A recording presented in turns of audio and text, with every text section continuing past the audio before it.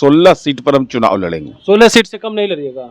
16 तो हमारा दावा है ना भाई, हम जीता हुआ सीट है। अच्छा, अब कांग्रेस पार्टी अगर जीती हुई सीट है तो हमको दे देगी। वो भी तो कह रही है 10 से 12 लड़ेंगे, फिर राजद वो को क्या अलग दीजिएगा? अलग विषय है। 24 सीट शेष बचा हुआ है, तो 24 सीटों पर और लोग चुनाव लड़ेंगे। 24 सीट है, 16 से ज्यादा होता है 24।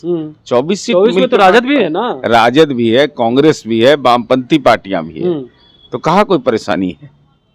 24 सीट में तो बांट लीजिए। सम्राट चौधरी के थोड़े प्रमाण पत्र का जरूरत है हमको जाने के लिए, निमंत्रण का जरूरत है। अरे भाई, अयोध्या सबका है, भगवान राम सबके हैं, तो जाना होगा तो जाएंगे। प्रभु श्री राम के मंदिर का प्राण प्रतिष्ठा है 22 जनवरी 2024 को, और 24 जनवरी 2024 को हमारे कर्पूरी आने वाले हैं। फालतू आदमी है, आरएसएस का पॉलिटिकल एजेंट है वो आरएसएस के आदमी है।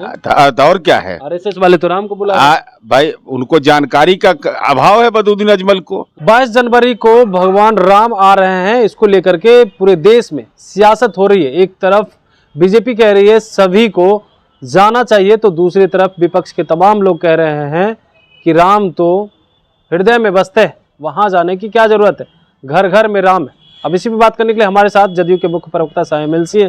कैसे देख रहे हैं जिस तरह से राम मंदिर का प्राण प्रतिष्ठा होना है उसको लेकर? माननीय सर्वोच्च न्यायालय के निर्देश पर भगवान राम, आराध्य राम के मंदिर के प्राण प्रतिष्ठा हो रहा है। सबको जाने का अधिकार है, सबके राम है, सबका अयोध्या है। अब इस सब में तो औपचारिक उनको निमंत्रण मिला है, क्या है अद्यतन स्थिति की जानकारी नहीं है, लेकिन हमारी पार्टी के राष्ट्रीय प्रवक्ता केसी त्यागी ने कहा है कि अगर हमको निमंत्रण मिलेगा तो हम जाएंगे। सम्राट चौधरी कह रहे हैं कि नीतीश कुमार तो राम के ही वंशज हैं, उनको भी जाना चाहिए। सम्राट चौधरी के थोड़े प्रमाण पत्र का जरूरत है हमको जाने के लिए, निमंत्रण का जरूरत है। अरे भाई, अयोध्या सबका है, भगवान राम सबके हैं, तो जाना होगा तो जाएंगे। इसके लिए उनके निमंत्रण की जरूरत, उनका निमंत्रण कोई नोटिस ले रहा है और उनका पटियो ऑथराइज किया है उनको नोटिस देने के लिए। अब भगवान राम के तो वंशज सब लोग हैं, और प्रभु श्री राम आराध्य हैं, आराधना जिनकी होती है। हम सीता के भी राम की आराधना करते हैं, भगवान राम की भी आराधना करते हैं।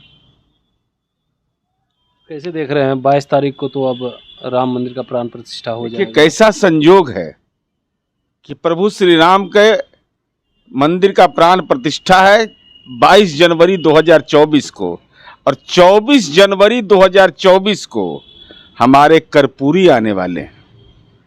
कर्पूरी आपके? हाँ, जननायक कर्पूरी आने वाले हैं। अच्छा। 24 जनवरी 2024, देखिए कैसा तिथि भी बन रहा है, इसमें तो 100 वर्ष पूरा हो रहा है उनका। दूसरे कर्पूरी आने वाले हैं कि पहले वाले ही कर्पूरी आने? पहले वाले ही आने वाले हैं। अच्छा, हमारे कर्पूरी आने वाले हैं।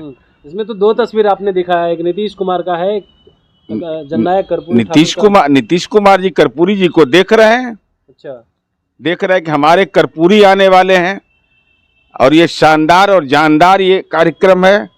हमारे कर्पूरी आने वाले हैं 24 जनवरी 2024। जरा डेट भी देख लीजिए, डेट कितना सुंदर है। 100 वर्ष पूरा हो रहा है।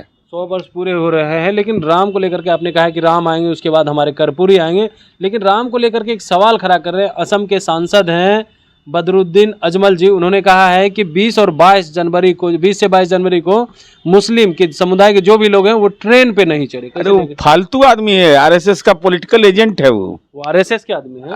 और क्या है, आरएसएस वाले तो राम को बुला भाई, उनको जानकारी का अभाव है बदरुद्दीन अजमल को कि माननीय सर्वोच्च न्यायालय के निर्देश पर भगवान राम, प्रभु राम का मंदिर का प्राण प्रतिष्ठा हो रहा है।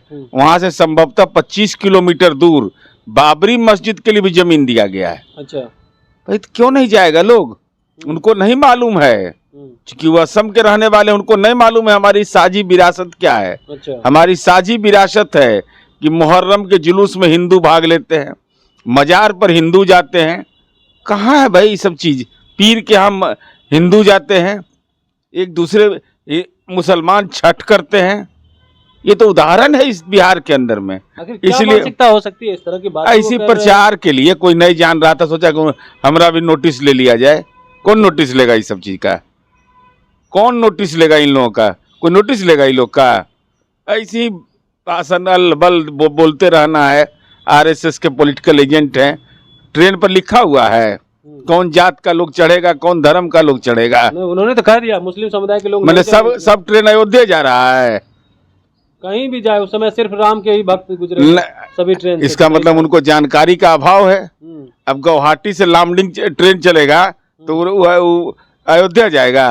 उसमें राम भक्त होंगे ना। राम भक्त तो सब जगह है, इसीलिए कह रहे हैं बच के राम तो रहीम है। उनको तो जानकारी का अभाव है बहुत।